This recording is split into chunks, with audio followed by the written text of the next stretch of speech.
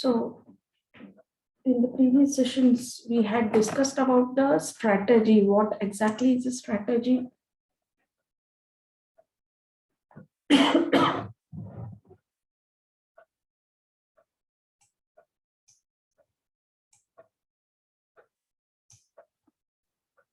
Now here, any company wants to achieve certain objectives, and to achieve those objectives, it has to formulate a plan or a course of action. Okay, that is what is the strategy which we had seen. Then we went ahead with the levels of strategies. That is at the corporate level, at the business level, that is strategic business unit levels, functional levels, and even at the a new dimension which has been added to the businesses is the societal strategy, which works or functions at the cross-functional levels. Maybe at the corporate level also, one can think of having societal strategy at the business level also and functional level also. That's why it has been independent entity which is implied at all the three levels of the strategy formulation. We also saw the difference, what is tactics and what are the difference between the strategy and the tactics.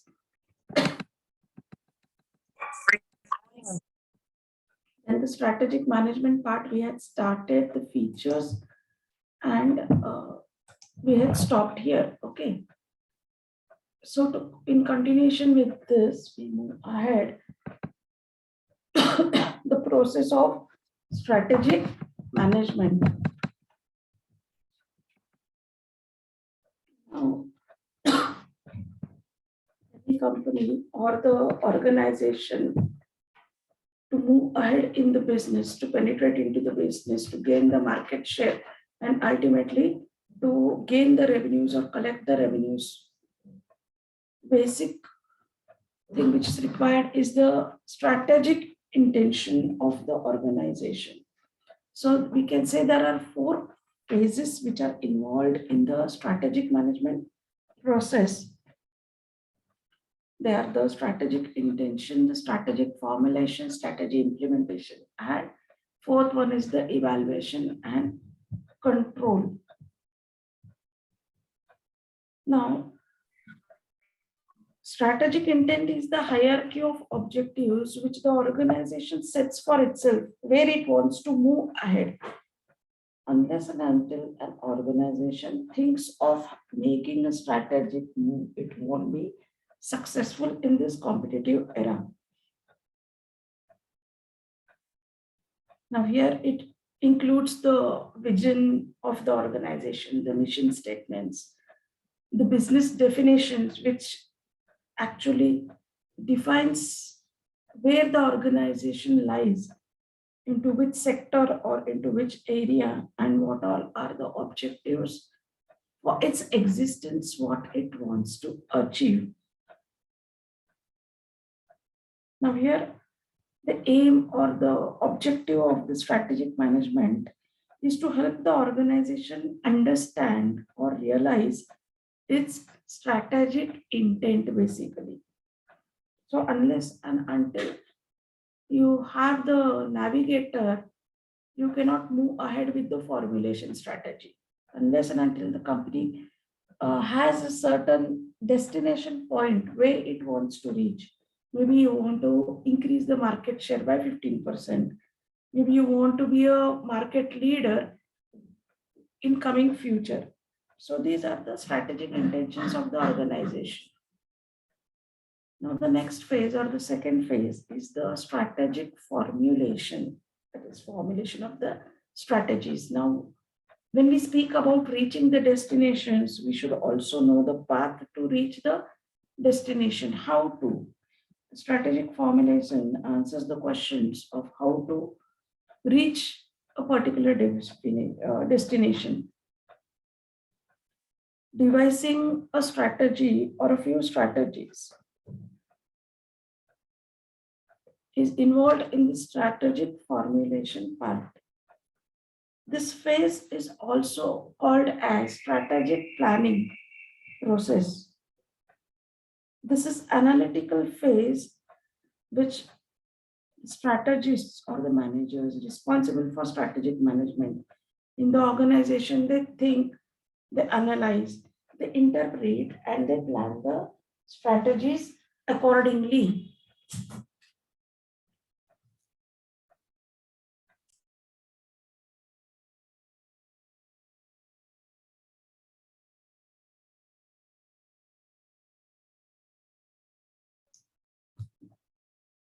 The third phase now is the strategy implementation phase.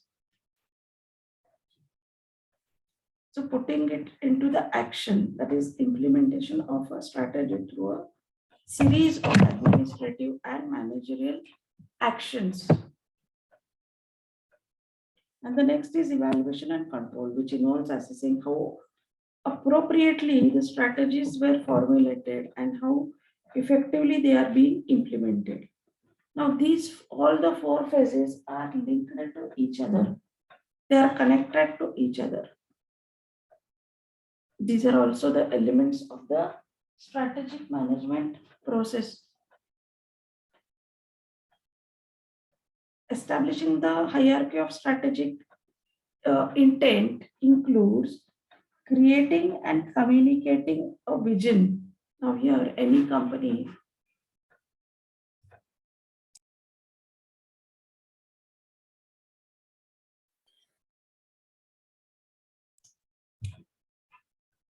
creating and communicating a vision includes the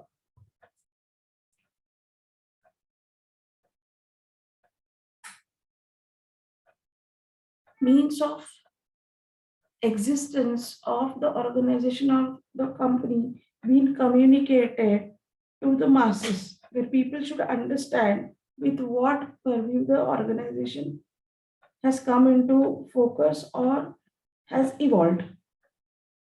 Designing a mission statement, which includes how they are going to achieve the vision. The mission statement are the broader statements wherein the organization thinks of achieving the vision in a broader perspective. To achieve the particular vision, the mission statements may fluctuate or may think of moving as per the new trends or the new era. The organization or the company has to define about the businesses into which they are.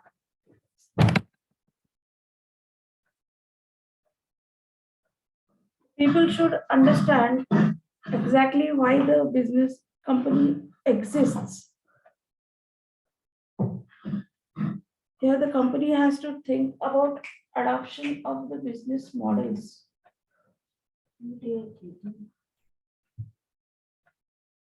They have to set the objectives and take into consideration the different perspectives of the business models. Now, coming to the formulation part, formulation of strategies include the performing environmental appraisals, where the organization should take into consideration the environmental factors or environmental aspects.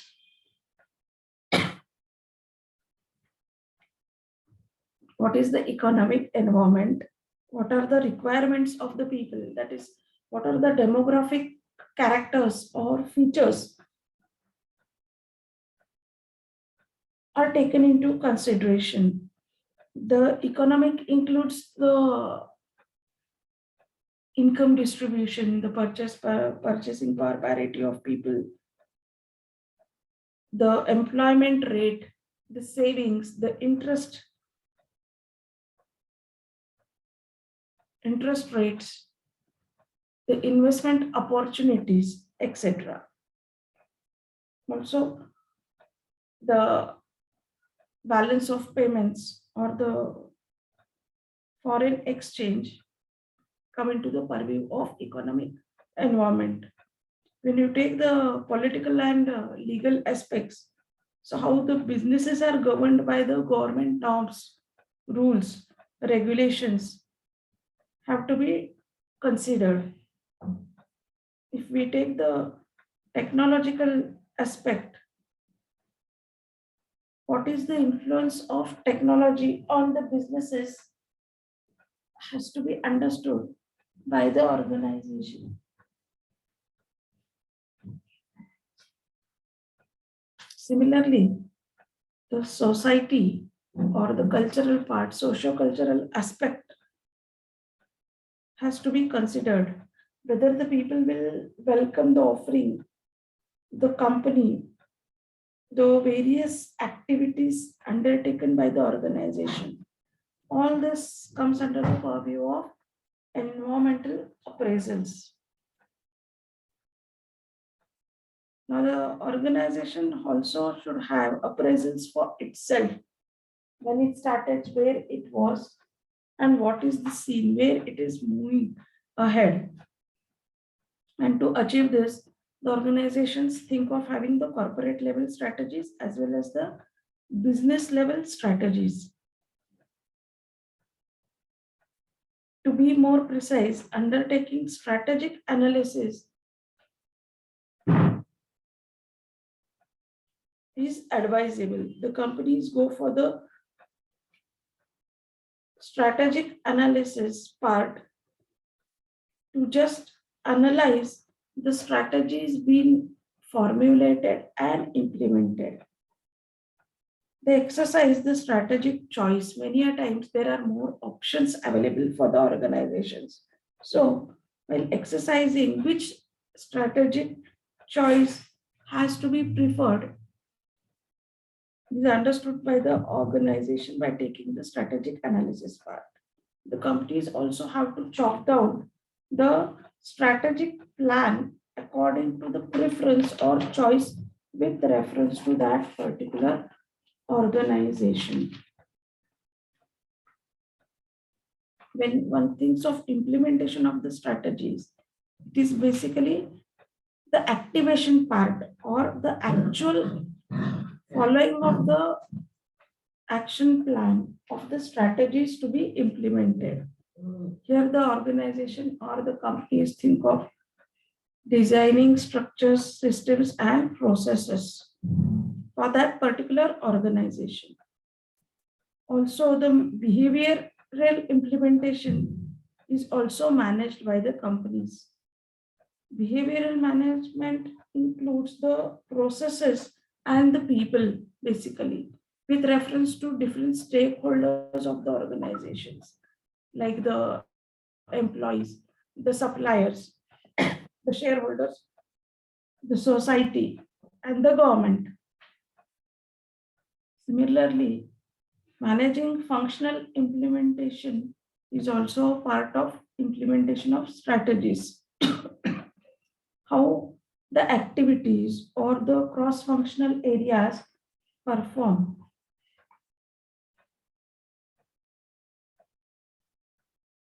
is taken into account here. Now, when we speak about implementation of strategies or evaluation of the action plans, then putting the strategies into actual operations is of prime importance. How one thinks of evaluating the plans, evaluating the blueprint is very important into operational day-to-day routine activities to achieve the objectives. Now, performing the strategic control and evaluation deals with evaluating the performance. Now, here, when action plan is chalked out, whether the activities are moving ahead according to the predetermined frame, is the strategic evaluation. The managers need to exercise and control the movement of the strategic implementation of plans. Many a times the companies have to go for a reformulation of strategies when the things they don't move according to the predetermined plans. In that case, the companies think of reformulation of the strategies. So this is taken care by the function of evaluation and control.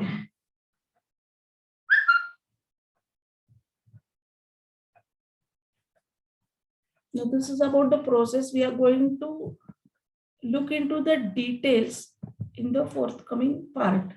This was just a, you can say, a brief overview of the process of strategic management. Now, if we go ahead with the stakeholders in the business, what is the role of the stakeholders? Now, every firm has its primary stakeholder groups with whom they establish and manage the relationships. Stakeholders are individuals and groups who can affect and are affected by the strategic results or outcomes achieved and who have enforceable claims on the company's performance. So here, stakeholders impact the company, and in turn, the company's results or outcomes also determine the stakeholder status. Now here, the relationship of the company with the stakeholders, it varies according to the influence of each of them. Now, the more critical and valued a stakeholder's participation, the greater is the firm's dependency on it. Now, if you consider the investors, they are, or shareholders, they are very important from the company's perspective or organizational perspective, as they are financing the organization. And without finance, nothing is going to work. But at the same time, the other stakeholders, like the suppliers, those who supply the raw material to the company, the customers who purchase the offerings or the products from the company, the retailers, the distributors, or any other intermediary who builds a bridge or a gap in between the company and the customers, okay, or the employees of the organization. All of the stakeholders have their own role to play, and therefore all of them are of prime importance for the organization or the company. Now, if you take into consideration classification of stakeholders based upon these different groups, the stakeholders are classified. If you take into consideration the capital market stakeholders, which includes the investors or the shareholders, those who are the major suppliers for the firm's capital, they are grouped into this capital market stakeholders or the banking agencies. The product market stakeholders, who include the firm's primary customers, the suppliers, the host communities, and the union representing the workforce, they come into this. And the organization stakeholders, all of the firm's employees, including both the managerial personnel or the managerial people and the non-managerial personnel, they come into this part of organizational stakeholders.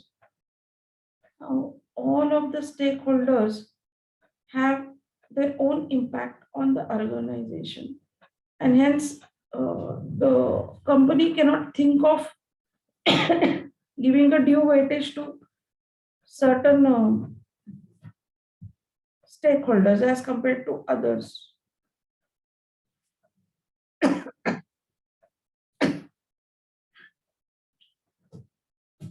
The basic or the obvious stakeholders are the investors or the shareholders, the individuals and groups, those who are invested in the organization, as they have their own vested interests. They have invested capital in a firm wherein they expect that they should get some returns on the invested amounts. Now, many a times there are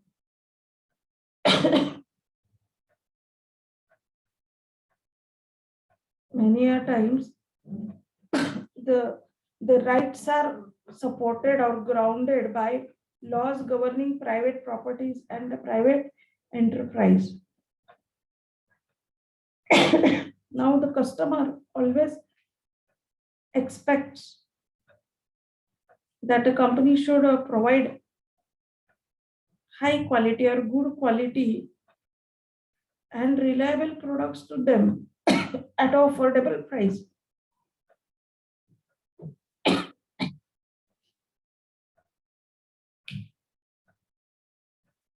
And against this, the stakeholders, the shareholders will expect good returns from the company. So the company has to manage both the things, both the parts here.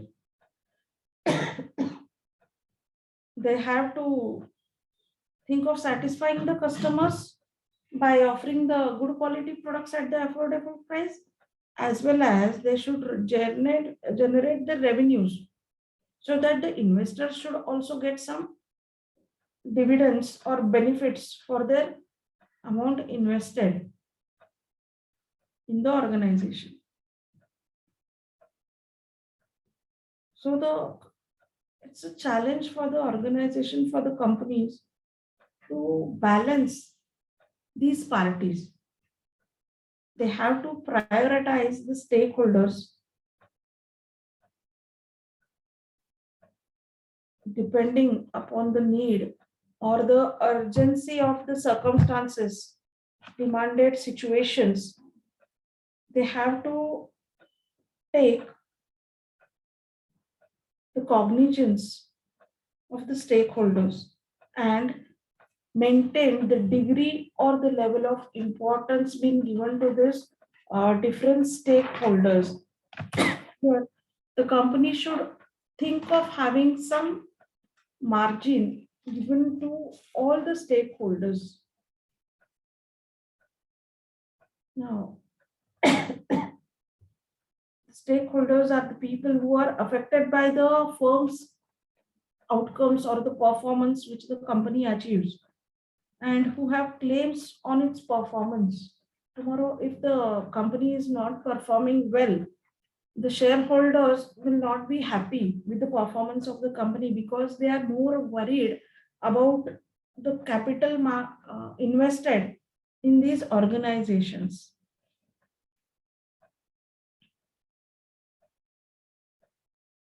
Now, if you consider the capital market stakeholders,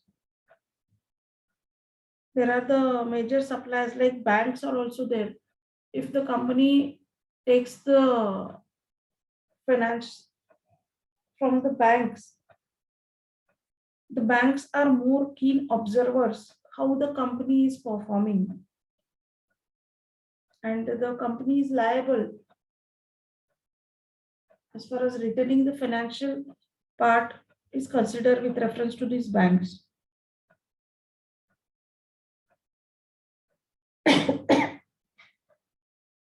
Now, for product market stakeholders, there are the primary customers who basically demand the offerings, and that's why the company exists. If the customers do not welcome the offerings, then naturally it's a big question of survival for the companies. If tomorrow there is a problem with the product or the offering, though you have a large number of shareholders who have invested, but if the customers are not happy, then also there is a problem. If there are more customer complaints, then naturally even the shareholders will raise their eyebrows as to the performance of the organization.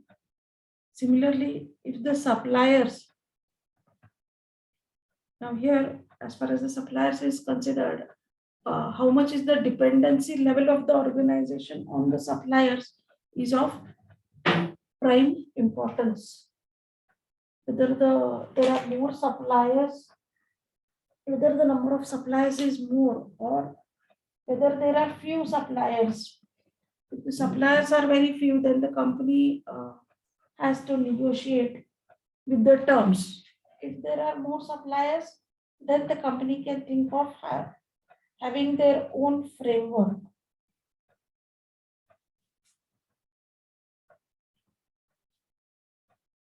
Now here the company also has to take care of the host communities and the unions.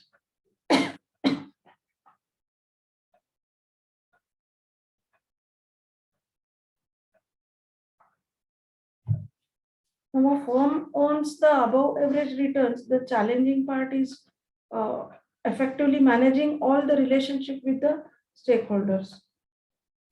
If they are above average returns the firm is getting, then it can satisfy all the multiple stakeholders it has.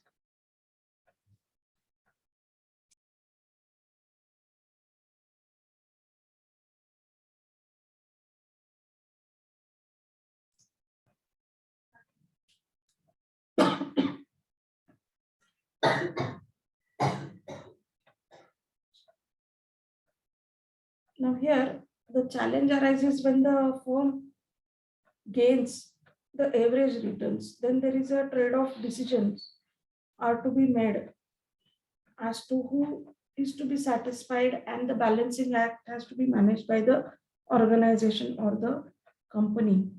Now here those who are the shareholders or investors, wherever there are high returns they are related with the higher risk, even they also know that, and wherever there are lower returns it is connected to the lower risk. If their needs are not satisfied, they may think of withdrawing or selling of the existing stocks. Now, how the firm responds to the dissatisfied stakeholders, it affects how much is the transparent relationship with the stakeholders.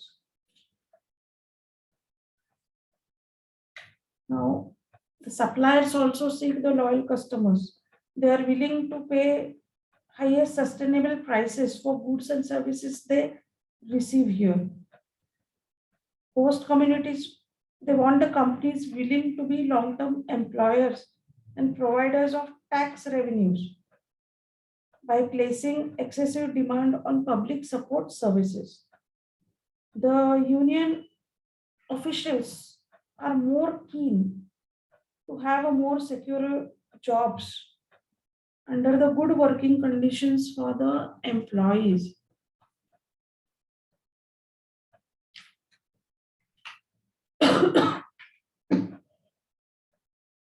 Now, for the employees, they want a stable and a good environment in the organization.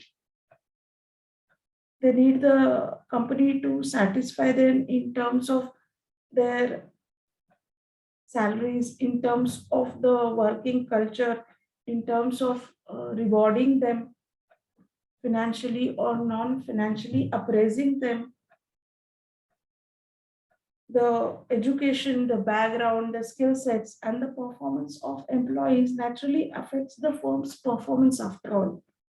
So here the company has to take care of all the stakeholders. Now moving ahead with the strategic intent part. Now Hamel and Prahlad coined the term strategic intent for the first time. Now a company or an organization or a firm has certain ambitions to move ahead, maybe to become a global leader or maybe to serve the community with the quality based products. So strategic intent is the organization which focuses to be a winner. It uses the strategies based on circumstances so that the resources are used at the optimum level. Optimally, they are utilized. Now, strategic intent also includes an active management process focusing the organization attention on the foundation of having the winning edge, motivating the employees by communicating them the values systems of the organization,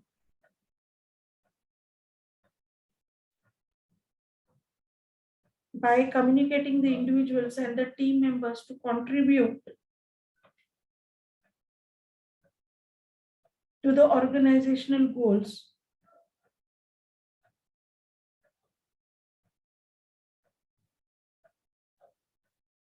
They also have the operational efficiencies and using intent consistently to guide the resource allocation also. Here it shows the beliefs and vision of the organization. The strategic intent is also shaped by the leaders or the visionaries. Now, if you see many of the leaders or the visionaries where they like and N.R. Narayan Murthy is there, J.R.D. Tata was there, Azim Premji, Munjals of Hero Group, late Parvinder Singh of Ranbaxy, who is considered as a visionary leader who worked hard towards the creation of globally competitive research-based giant groups. This strategic intent is not only restricted to family businesses, but it takes ahead with the managerial functions who have their obsessions to take continuous efforts for the organizations to move ahead successfully. Now, if you take an example of a ITC group, which has been diversified into many businesses. So strategic intent is the intention of the firm which a firm sets out to achieve.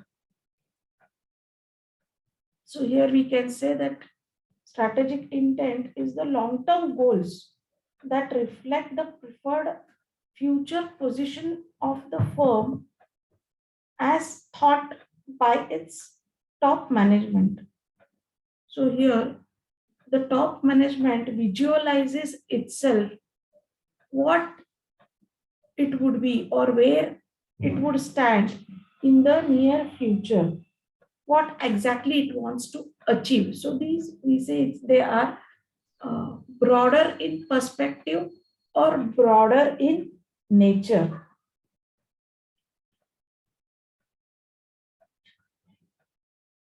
Now, the managers of the strategic business units on the behalf of the organization or the corporate units are responsible to manage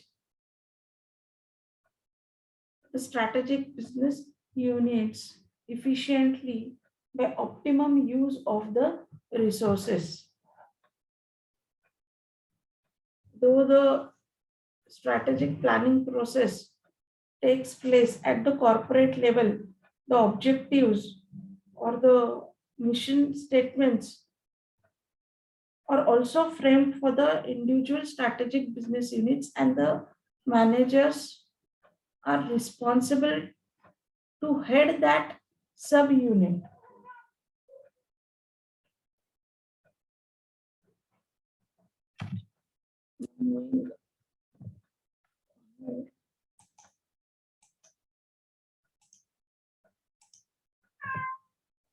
The hierarchy of the strategic intent.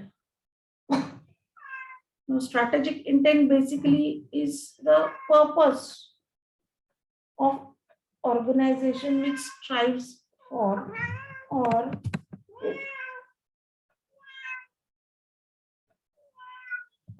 it includes 5 types of elements like vision, mission, goals, objectives, and action plan.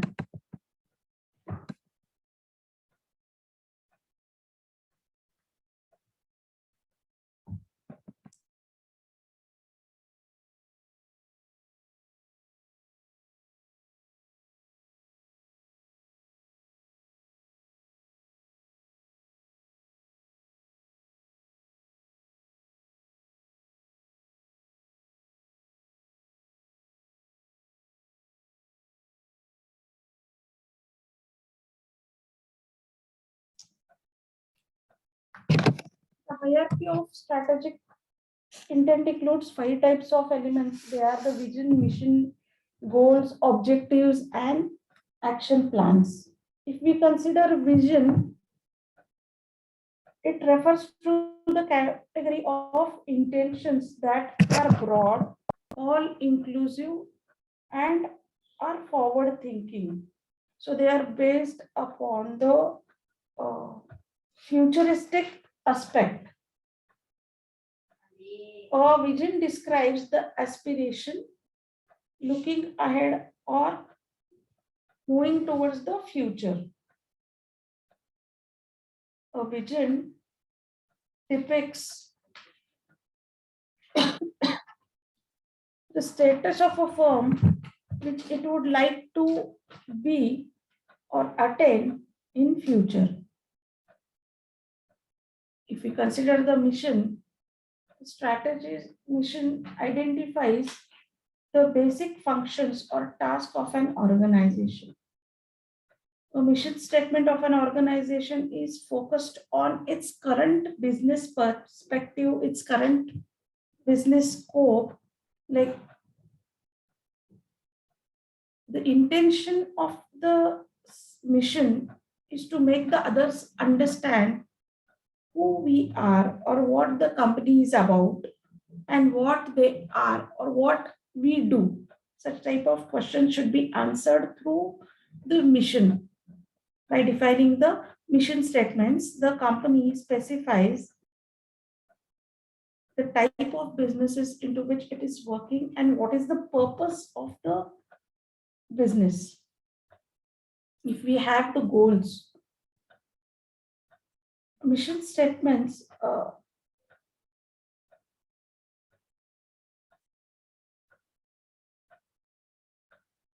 also reflect the goals.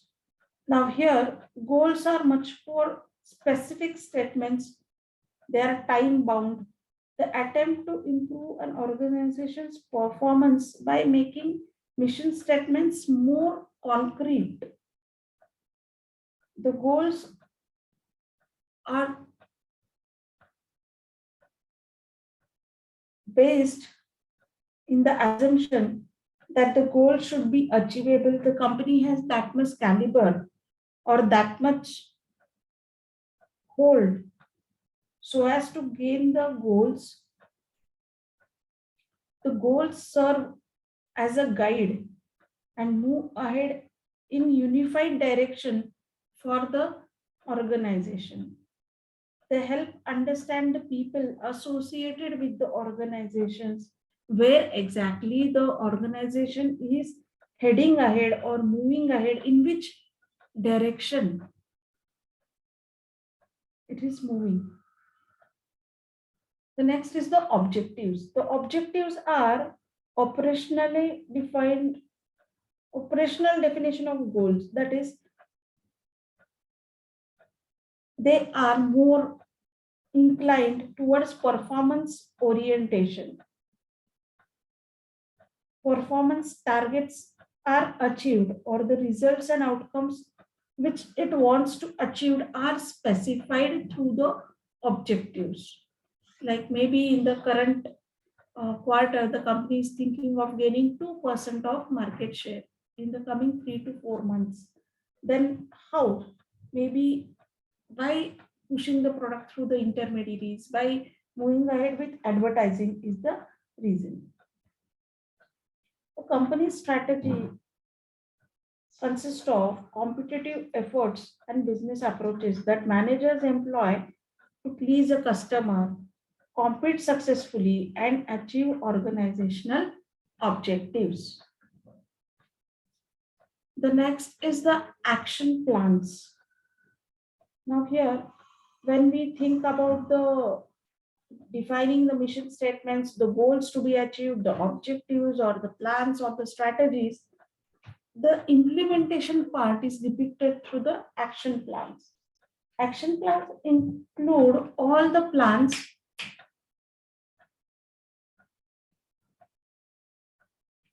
regarding the detection and performance of all requirements the functions to achieve the objectives of an organization and prioritize them, which is of prime importance.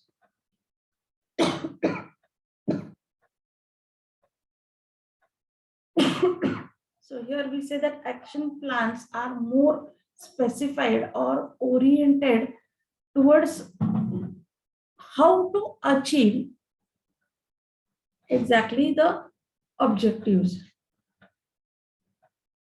Strategies are framed, but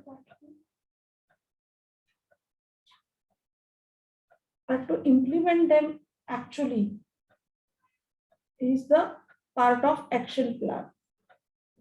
So this is about the hierarchy of the strategic intent.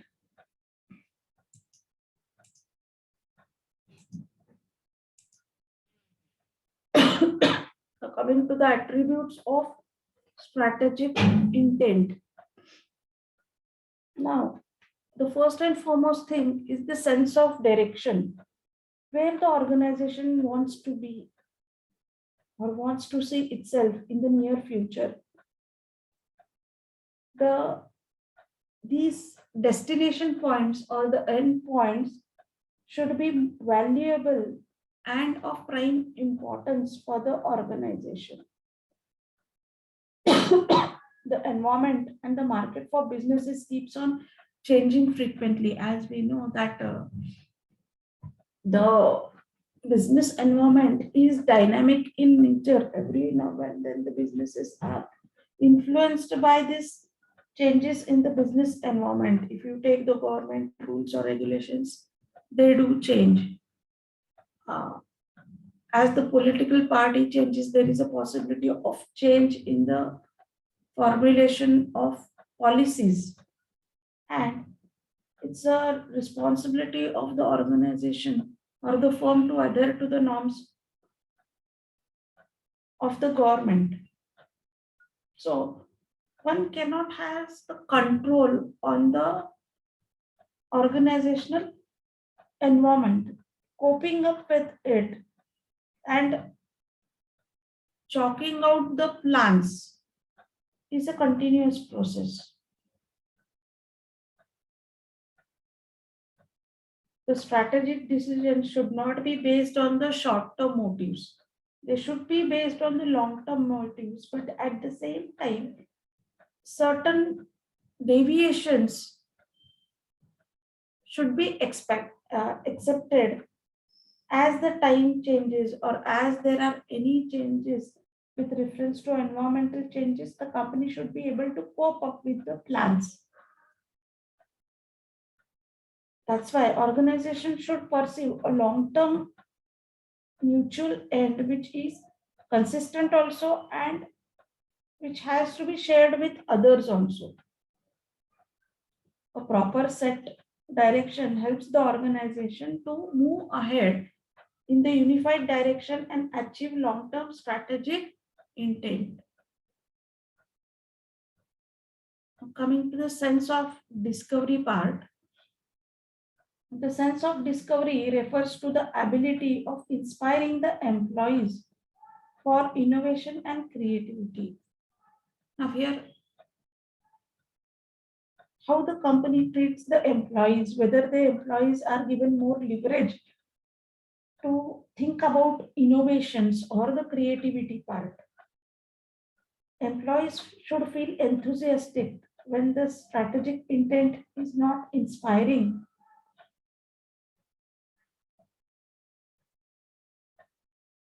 They should be motivated to perform the challenging tasks and experiment with the new concepts. So here the company introduces new dimensions in the organizations and innovate superior ways to achieve them. So the company should give the leverage to the employees to take the right decisions in terms of innovations, in terms of moving ahead with the technology and coping up with the modern era. Now the sense of destination. It refers to the ability of strategic intent to provide meaningful existence to the organization. It should be able to create a sense of respect among the organizational members, like all the managers and the non-managers till staff. Strategic intent should be meaningful and significant so that it can direct the organization and motivate its employees in a similar way or a unified way towards the achievement of goals. It should have the capability to set proper directions for the organization.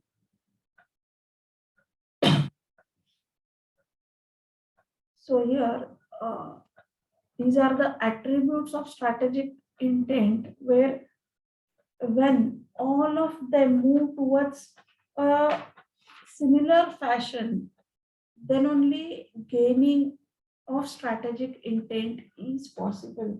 When the company shows the trustworthiness and faith towards its stakeholders, then only it's going to achieve its ambitions or strategic intentions. It has to safeguard all the stakeholders and then only it can move ahead. Now, any doubts up till here? Now, the next part is with reference to vision. We have heard this vision.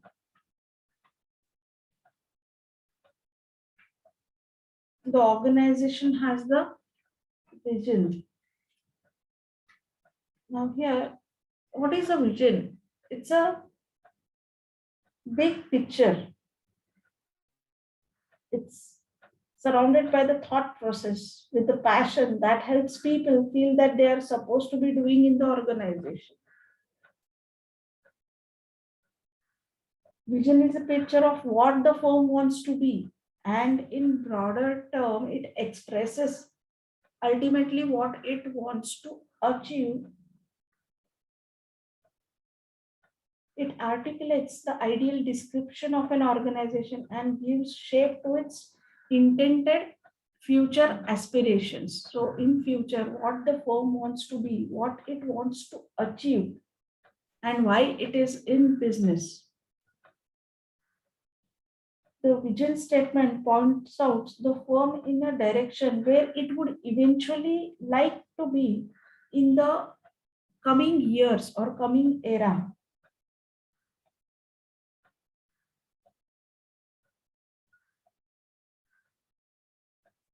Now, people also feel what they are to do with when the firm's vision is simple, positive, and emotional. But a good vision stretches and challenges the people as well. It imbibes the values among the employees, among the managers. It reflects a firm's aspirations and influence employees as well as its stakeholders also. A firm's vision tends to be enduring or sustaining